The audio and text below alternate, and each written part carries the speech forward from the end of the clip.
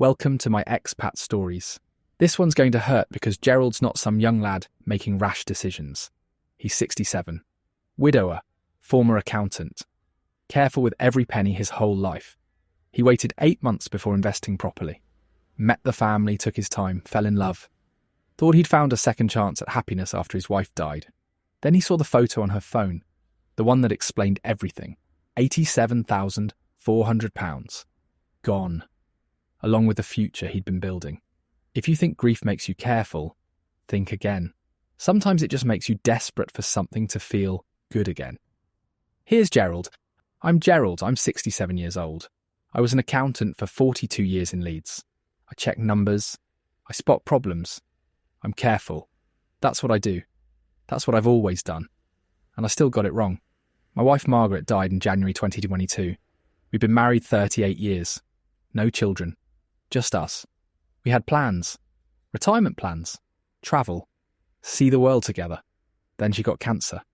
18 months from diagnosis to her funeral. I held her hand through all of it. Hospitals, hospice, the end.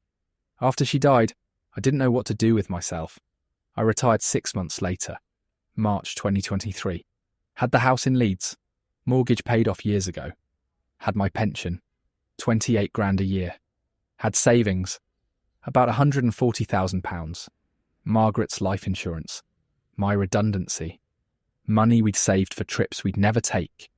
But I didn't want to go anywhere, not without her. So I just existed. Stayed home. Watched television.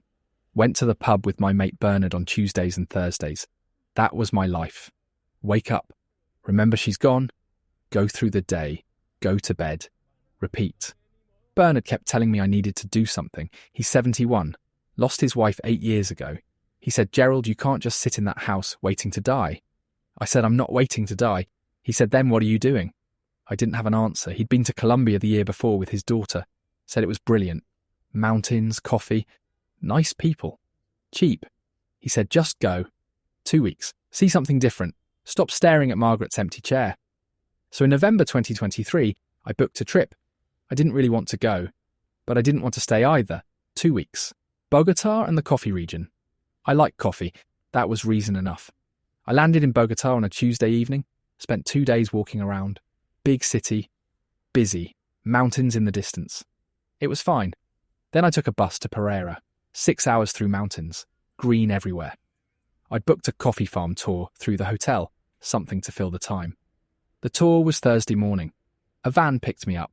Me and 4 others. 2 Americans, a German couple. We drove up into the hills, coffee plants on every slope. It was beautiful. Genuinely beautiful. I hadn't noticed beautiful things in a long time. The farm was called Finca Esperanza. Family run. The owner met us at the gate. Her name was Carolina.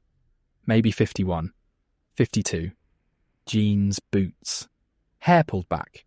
Looked like she'd been working all morning. She spoke good English. Better than good. Explained everything as we walked. How they grow it. Harvest it. Process it. Roast it. She was confident. Funny. Made jokes about the Germans needing to slow down on the free samples. They loved her. I found myself watching her more than the coffee plants. The way she moved, the way she smiled when she talked about her father teaching her all this as a girl. She had this energy, like she was exactly where she belonged. After the tour, she offered us lunch. Traditional Colombian food. Bandeja paisa. Massive plate. More food than I'd eaten in months. We sat outside. View over the hills. The Americans left after eating. The Germans went to take photos. I stayed. Didn't really know why, just didn't want to leave yet. Carolina came and sat across from me. Said you didn't eat much. I said I'm not used to big meals. She said you're too thin. Englishmen always too thin. I laughed. First time I'd laughed in months. She asked where in England. I said Leeds. She said I went to London once. I said Leeds is nothing like London. She said everyone says that. Then what's Leeds like? I said grey. Rainy. Quiet. She said sounds sad. I said it is a bit. She looked at me for a moment. Said you're sad too. Not just about Leeds. I didn't know what to say. She said it's okay, I can see it. I lost someone too. My father. 12 years ago. Heart attack in the fields. I found him. You don't forget that kind of sad. It stays with you. I said my wife died 2 years ago. Cancer. She reached over, touched my hand, just for a second. Said, I'm sorry. Grief is heavy. I nodded. Didn't trust myself to speak. She said, you want more coffee. Real coffee. Not tourist coffee. I said yes. She brought a fresh pot. We sat there for another hour, talking about loss, about life, about her running the farm alone, about me not knowing what to do with myself now that everything I'd planned was gone. It was the best conversation I'd had since Margaret died.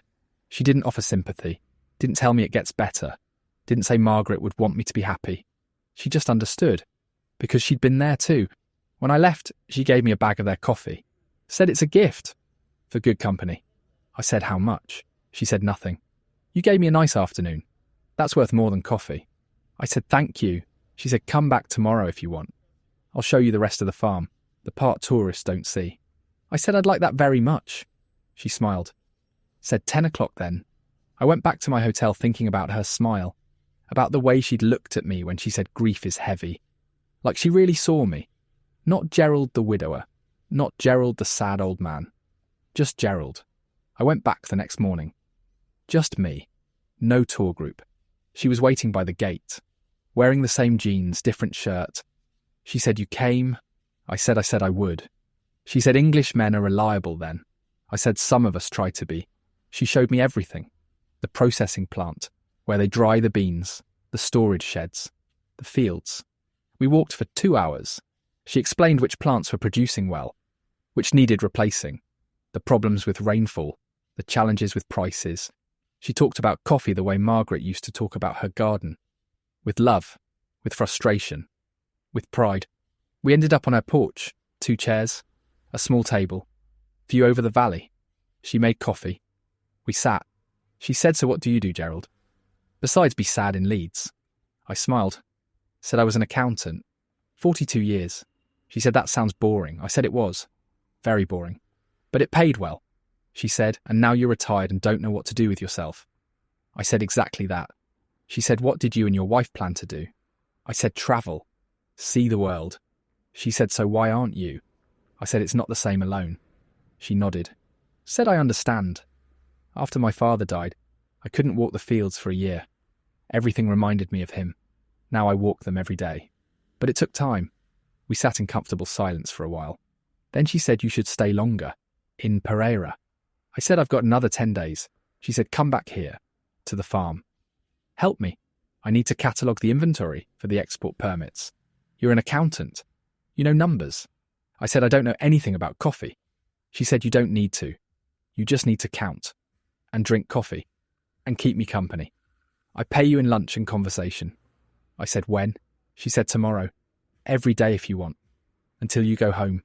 I thought about my hotel room, about walking around Pereira alone, about eating alone. I said, all right. Yes. She smiled. Said, good. Bring a hat. It's sunny in the fields. That's how it started. I went back the next day and the next and the next. Every morning at 10. We'd work for a few hours. I'd help her with paperwork. She'd teach me about coffee. We'd have lunch on the porch. Talk about everything. About nothing.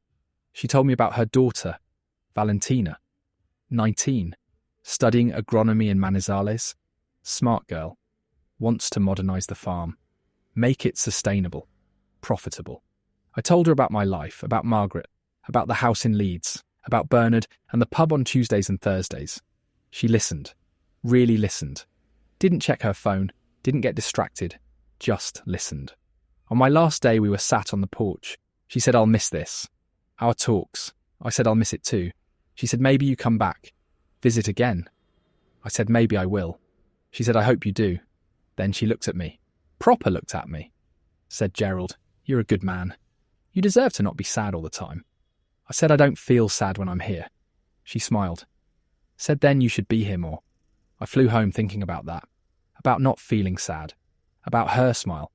About the way she'd said you deserve to not be sad all the time. Like she meant it. Bernard picked me up from the airport. Asked how it was. I said, good. Different. He said, you look better. Less grey. I said, I feel better. He said, so what did you do? I said, I spent most of it at a coffee farm. He said, doing what? I said, helping with paperwork, drinking coffee, talking to the owner. He looked at me, said the owner. I I said her name's Carolina. He said, right. How old? I said about 52. He said, Gerald. I said, what? He said, just be careful. I said, it's not like that. She's a friend. He said they all start as friends. I didn't want to hear it, because it felt different. Carolina felt different. Not like some scam, not like some setup. Just two people who'd lost someone and found comfort in talking about it. We stayed in touch. WhatsApp. Every day. She'd send me photos of the farm, the sunrise, the coffee plants, her lunch. I'd send her photos of Leeds, which wasn't much. Grey skies, rain, my living room. She'd laugh, say, Gerald, your city is so sad. Come back to Colombia. I need your help with inventory again. I wanted to. I really wanted to. But I didn't want to seem desperate. Didn't want to seem like some lonely old man chasing after a woman half his age in a foreign country. Even though that's exactly what I was. A month after I got home, she video called me. She looked upset. I said, what's wrong? She said, Gerald, I don't know what to do. The bank is threatening me. I said, what bank? She said, my father took out a loan years ago to buy new equipment. I've been paying it. But this year the harvest was bad. Rains came early, damaged the crop. I lost money. Couldn't make the full payment. Now they're threatening to foreclose. Take the farm. I said, how much do you owe? She said, $35,000. About £27,000. If I don't pay by end of January, they take everything. My father's farm. Valentina's inheritance. Everything. She was crying. Not dramatic crying. Just tears running down her face while she talked. She said, I'm sorry, I shouldn't tell you this. It's not your problem. I said, how much is the monthly payment? She said, I pay $800 a month, but I missed 3 months. Now they want it all. All of it. Or they take the farm. I said, what if you sold something? She said, Gerald, there's nothing to sell. The equipment is old, the land is mortgaged. I have nothing. She put her head in her hands. Said, I can't lose this farm. It's all I have, all Valentina has. I sat there watching her cry through the screen. This woman who'd made me feel alive again, who'd made me laugh, who'd understood grief without trying to fix it, who'd said you deserve to not be sad all the time. I said, I'll help you. She looked up, said, what? I said, I'll pay it.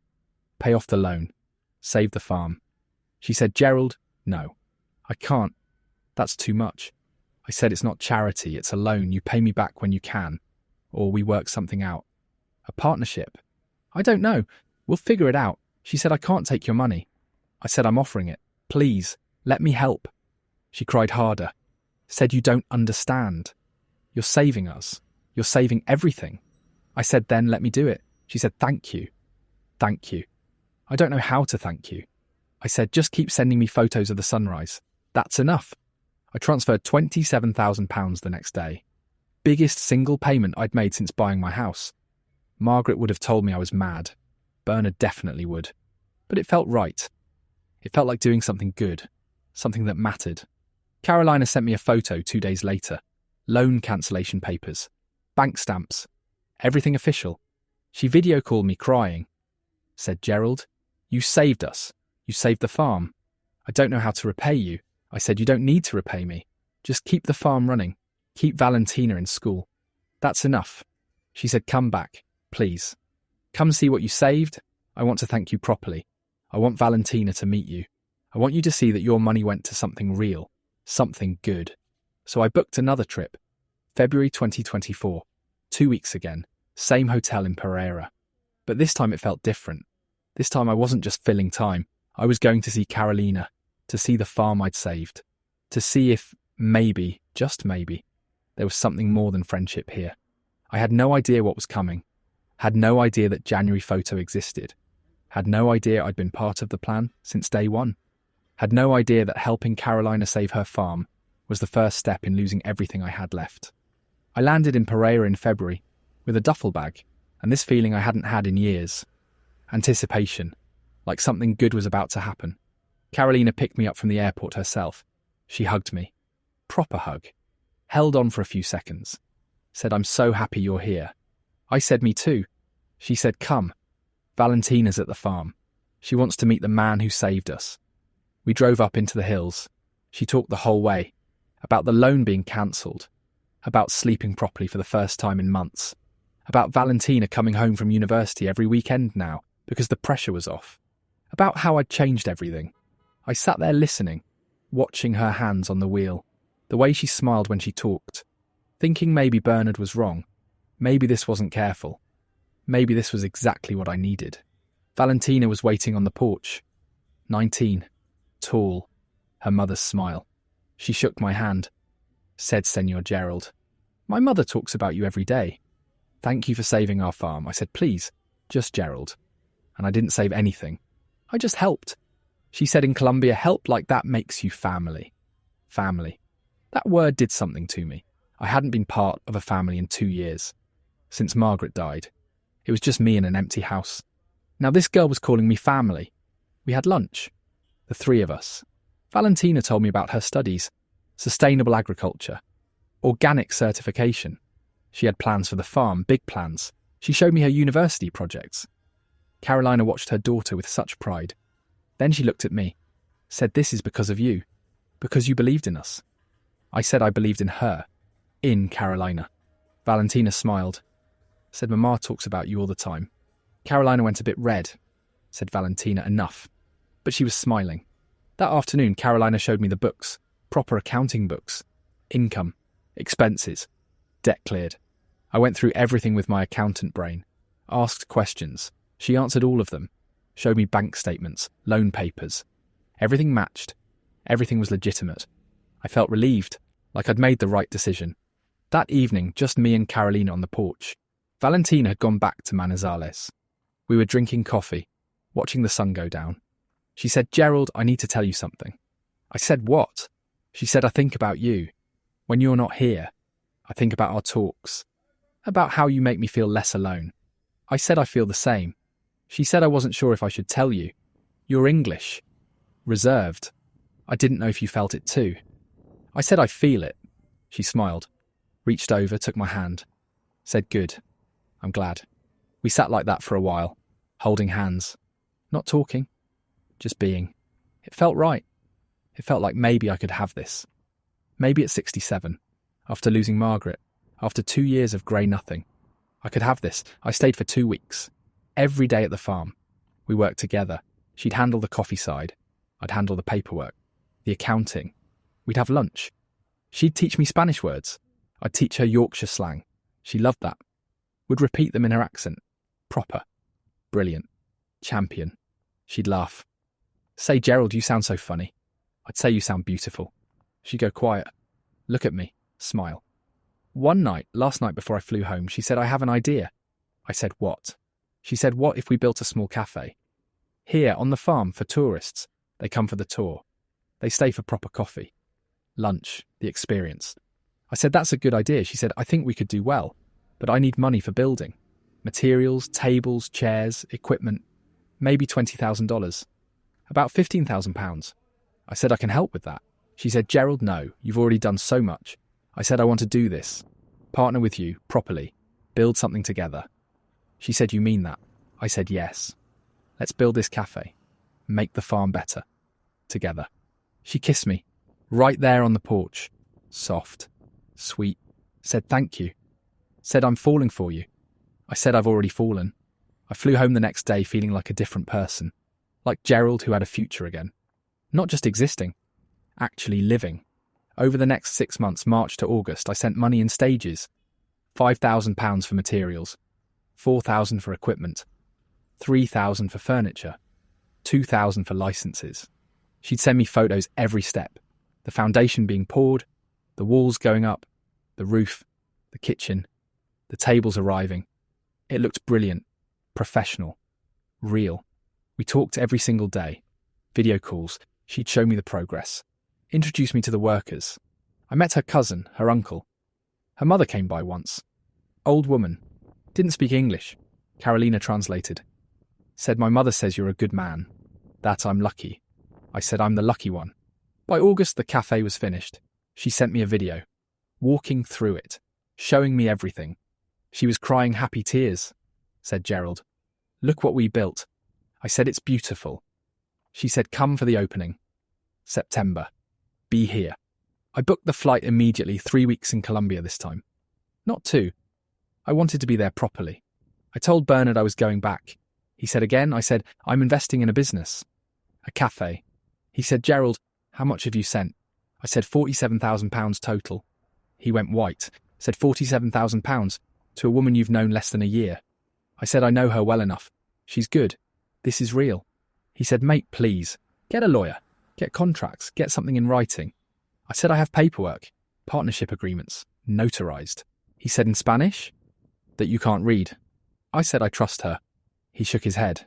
Said, I hope you're right. I flew out in September. 3 weeks. Opening day was Saturday. I got there Thursday. Drove straight to the farm. The café looked incredible. Beautiful. Modern, but rustic. Perfect. Carolina was there setting up. She saw me. Ran over. Hugged me. Kissed me properly this time. Said, you're here. You're really here. I said I wouldn't miss this. She said, it's our café, Gerald. Yours and mine. I said ours. That sounded perfect. Friday we did final preparations. Valentina came up from Manizales. She'd invited her university friends. Carolina invited everyone from the village. Local businesses. I felt proud. Properly proud. Like I'd built something that mattered. Friday night we were in the cafe. Just us. She poured 2 glasses of aguardiente. Said to us, to what we built? I said to us. We drank. She said, Gerald, I need to tell you something. I said, what? She said, I love you. Properly love you. I know we're different ages, different countries. But I love you. I said, I love you too. Have for months. She said, then maybe you stay. Here in Colombia. With me. Build a life here. I said I'd like that very much. That night I went back to my hotel thinking I'd found it. Second chance. New life. Love after loss. Everything I thought was over. Saturday morning, opening day, I got to the farm early, wanted to help set up. I walked into the cafe. Carolina wasn't there yet. Her phone was on the counter. Charging. It buzzed, a message. I wasn't going to look. But the screen lit up. I saw the preview. Mi amor, see you tonight. Miss you. With a heart emoji. My chest went tight. Mi amor. That's what she called me sometimes. My love. But this wasn't from me. I picked up the phone. I shouldn't have. I know I shouldn't have. But I did. I opened WhatsApp. The message was from someone called Andrés. I scrolled up. Months of messages. Years maybe. Photos, him and Carolina. At restaurants, at the beach. In bed together. Properly together. The most recent photo was from January. 6 months ago. 1 month after I met her. His arm around her waist. Her leaning into him. Smiling. The smile I thought was just for me. I kept scrolling. Found messages from February. While I was there, while we were holding hands on the porch, she was messaging him. Can't wait to see you Monday. Miss you. Love you. While I was falling for her. While she was kissing me. While she was saying, I'm falling for you too. I scrolled further back. November. When I first met her, messages about me. English tourist, seems nice, might be useful. December. He's lonely, lost his wife, has money. Could help with the loan. January. He's sending it. All of it. We're saved. We're saved, not I'm saved. We. Her and Andrés. I heard a car. Looked up. Carolina was pulling in. I put the phone down. Walked outside. She got out smiling. Said, you're early. Ready for our big day. I said, we need to talk. She said, now. Gerald, people are coming in an hour. I said, now. She looked at my face. Her smile faded. Said, what's wrong? I said, who's Andrés? She went completely still. Said what? I said, Andrés, who is he? She said, I don't know what you're talking about. I said, I saw your phone. The messages, the photos, all of it. She said, Gerald, I can explain. I said, explain what? That you have a boyfriend. That you've had one this whole time. That I've been sending you money while you've been with him. She said, it's not like that. I said, then what's it like? She looked at the ground. Didn't say anything. I said, how long? She said, what? I said, how long have you been with him? She said, 5 years.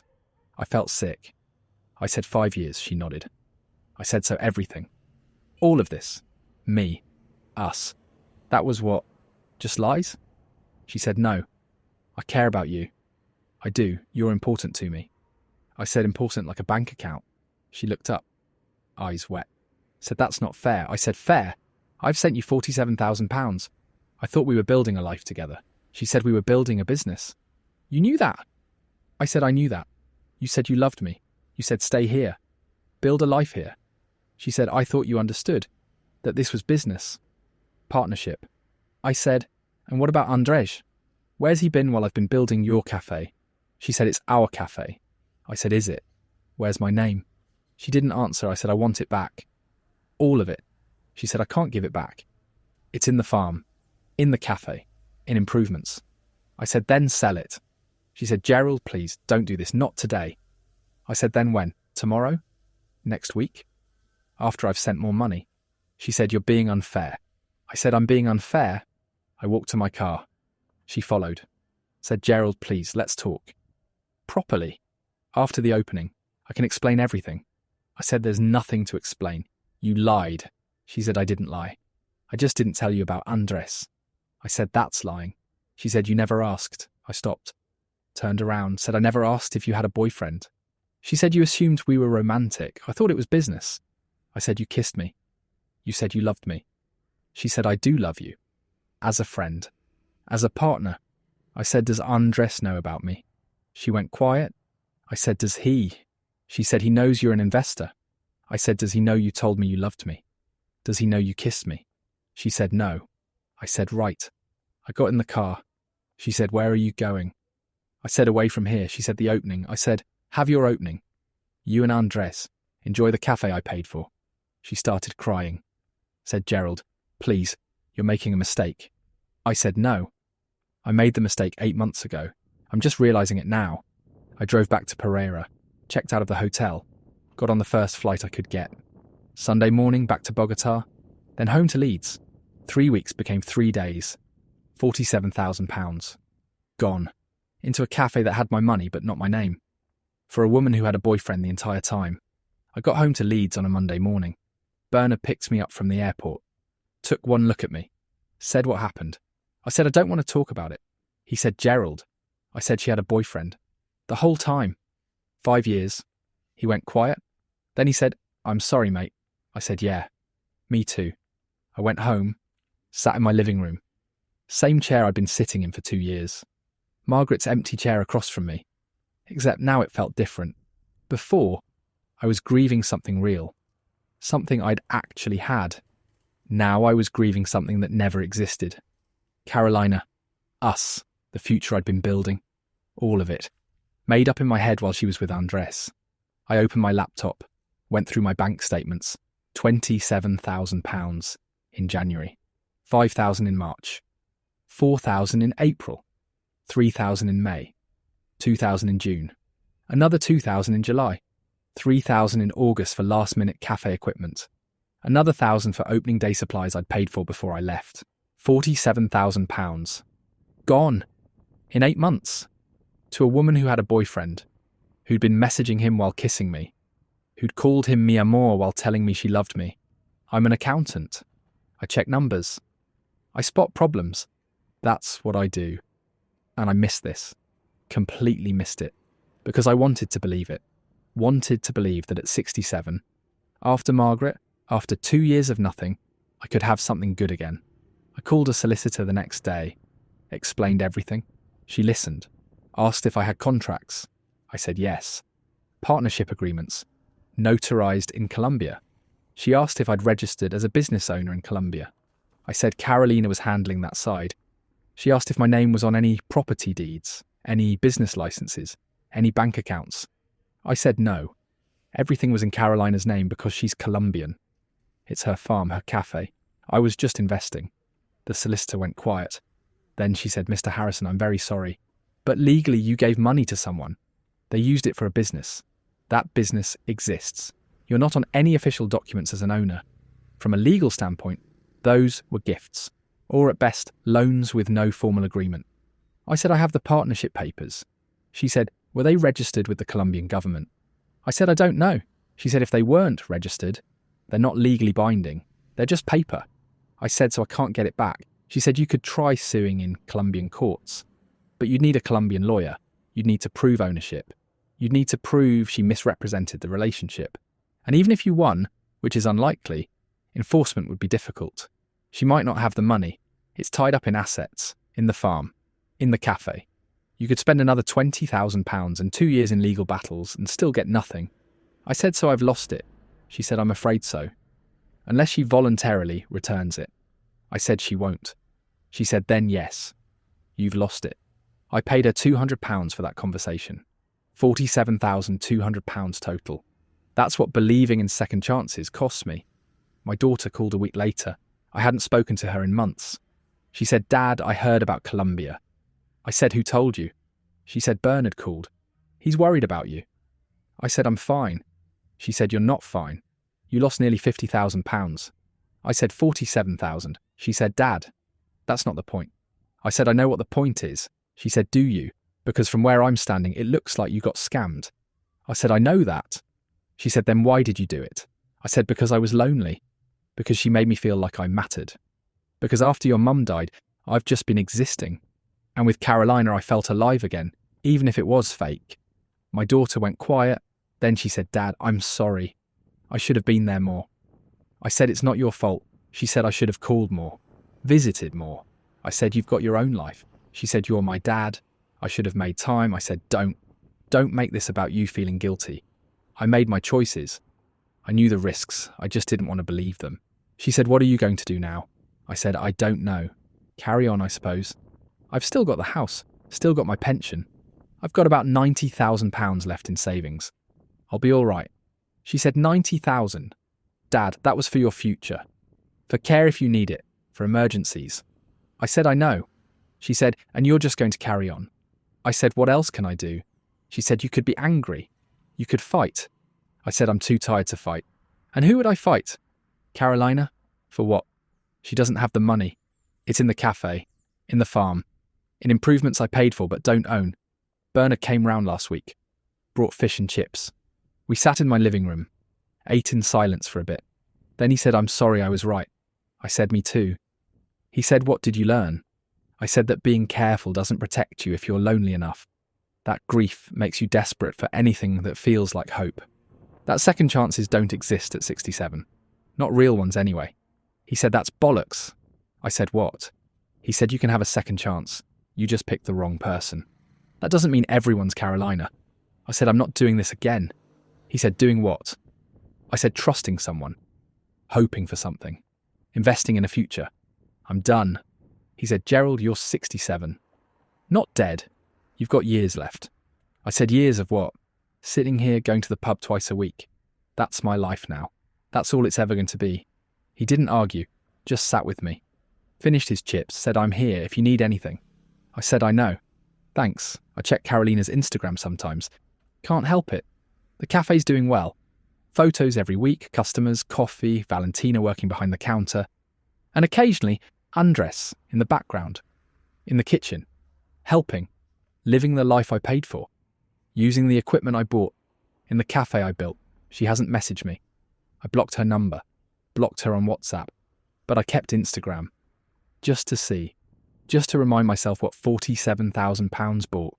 A cafe in Colombia. For Carolina and Andrés. And nothing for me. I'm back to my routine now.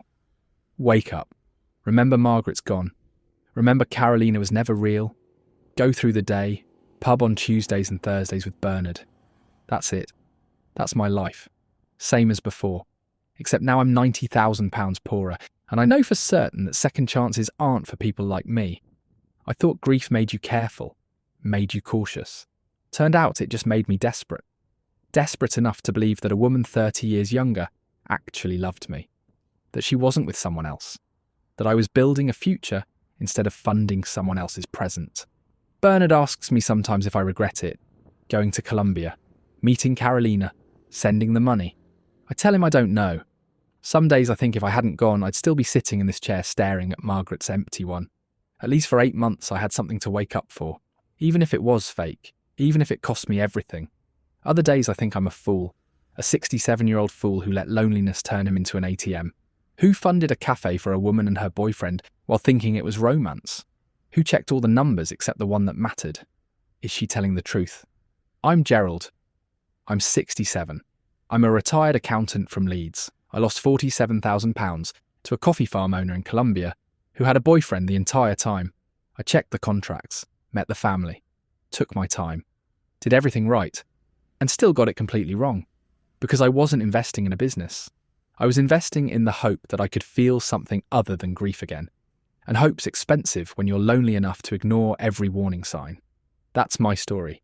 Make of it what you will. And if you're thinking about second chances in your 60s, maybe just get a dog instead. It's cheaper. This is my expat stories. Look after yourselves out there.